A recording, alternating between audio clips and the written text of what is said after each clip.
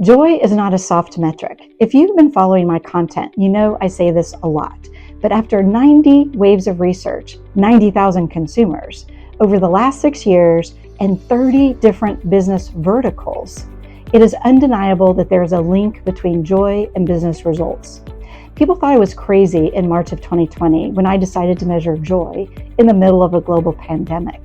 But it turned out that this data became a leading indicator of the economic recovery. And this data is still a leading indicator today. CEOs, leaders, consultants use this data and this insights to make smarter decisions and to build competitive advantages. So next week, I'm going to be hosting the first virtual Lunch and Learn of 2026. And I thought I could use today's chart of the week to give you a sneak peek of what to expect. The link is below to register, but let's dive in. In our session next week, we're going to be covering 3 chapters. Number 1 is the economic tension. Number 2 is tech tension. And number 3 is emotional tension. But let's look at this first one, economic tension. I'm going to share with you a new framework of how consumers are recalculating their purchase decisions.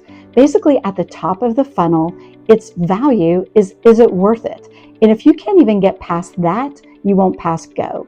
But we have other layers to this to get down through the funnel and that actually having an impact on a consumer's life. The headline is, we have to understand a different conversion funnel that is all about recalculating decisions. Chapter 2 is tech tension. Obviously, with all the talk about AI, I wanted to make sure that I covered that. But of course, I'm asking different questions. I'm exploring the human impact of using AI.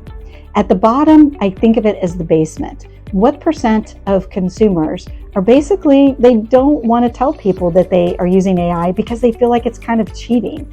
The next is the library or the study. There's a group of consumers, it's kind of this doom loop. We all know if you've used AI, it's what do you want to do next?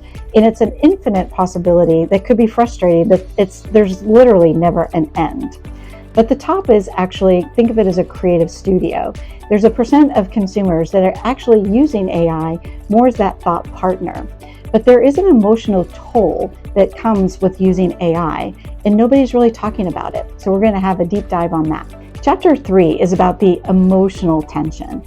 We have data to actually show you quantitatively the difference between a fear trap versus the joy advantage.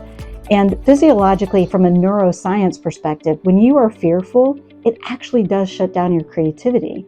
When you are joyful, it actually is like creative fertilizer for your brain. But I have some incredibly fascinating data that applies to your consumer, applies to your teams, and it applies to yourself. Can't wait to share that. These are the 3 tensions that are shaping 2026. You can feel it, but few people can really explain it. That's why over 300 people have already signed up for the virtual Lunch and Learn next Wednesday, 12 p.m. Central, to make these insights a competitive advantage and to drive business results through the lens of joy. I hope to see you there. Make sure to click the link below and sign up.